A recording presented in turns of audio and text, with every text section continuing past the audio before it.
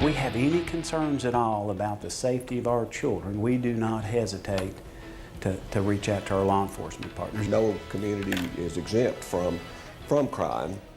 Safety in schools, two topics topping the list of concerns in any community. Tonight and all this week, we are looking at the crimes reported around schools. Our 10 News I-Team crunched 5 years worth of data from the Knoxville Police Department and the Knox County Sheriff's Office, available to the public online.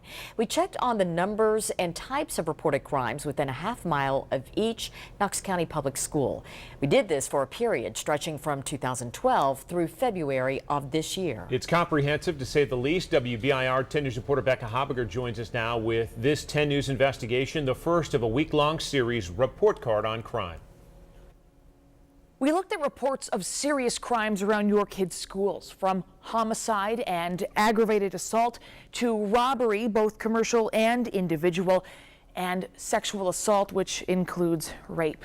Now, KPD and the Sheriff's Office use the LexisNexis Community Crime Map tool to share initial crime reports with the public. We want to emphasize these are initial crime reports, meaning some of these, upon investigation, may have turned out to be a lesser crime. But the distribution of these reports around Knox County's public schools tell stories when given context. And today, we look at reports of violent crime. On the evening of May 3rd, 2015, Stephanie Fairbanks was killed when a stranger, Timothy Eisen, stabbed her on the Third Creek Greenway in West Knoxville. While a rare crime, the deadly attack happened near West High School and accounts for the lone report of murder within a half mile of that school over the past 5 years. But there are other schools with a much grimmer report. 8 reports of murder and non-negligent manslaughter around Green Magnet Academy, which tops the entire list of 80 schools for reported violent crimes in the last 5 years.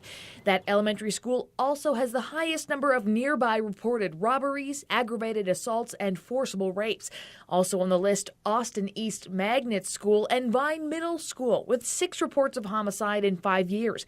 Beaumont Magnet Academy with 4, and Maynard Elementary School with 3. When you're looking at those dots, you got to really kind of dig into it. Knoxville Police Chief David Roush says the LexisNexis Community Crime Map is meant to help inform the public. We want the public to know when someone reports that there's a crime in their neighborhood. But this is where context comes in. Green Magnet Academy, for example, is surrounded by densely populated apartment complexes. You're going to see crimes that involve what's around the school. And when you get schools in the inner city that are close to some of the housing projects where we do have the drug problems, you're going to see more drug-related crimes in those particular areas because of the population and because of the density. District Attorney General Sharm Allen says consider other factors. Widespread opioid abuse may be a glaring one, but some may be less obvious. If you have a school that's around a commercial district, you're going to have a lot more thefts. When you get into a rural district, you're not going to see that. You're going to see home break-ins. You're going to see car burglaries. Bearden High School in West Knoxville, for example, has the 5th highest number of nearby reported thefts from a building.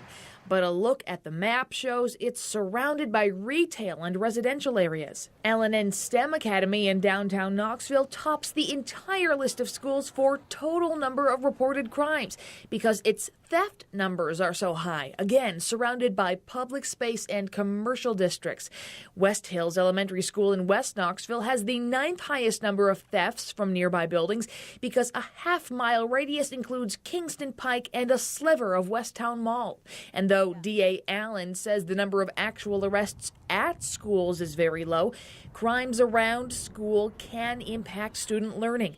And Knox County School Superintendent Bob Thomas says the district has resources in place. Sometimes, again, students probably are exposed to things that maybe, like in my lifetime, I maybe have not been exposed to in terms of crime and violence and that sort of thing. So we do put an emphasis on trying to help students as much as we can. We have social workers, have guidance counselors, we do training with our teachers. You'll find we got great schools in the inner city that are doing amazing work with the children. Chief Roush says his department has a weekly meeting to evaluate crime numbers and allocate policing resources, and works with Knox County School's Security Chief Gus Padusis. And if we have any concerns at all about the safety of our children, we do not hesitate to reach out to our law enforcement partners.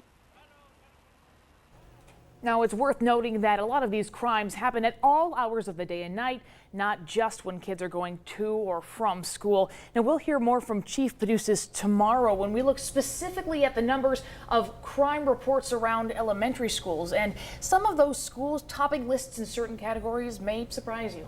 All right, Becca Habiger, with the numbers, but also the context, which is so important, as you said. Becca, thank you. And our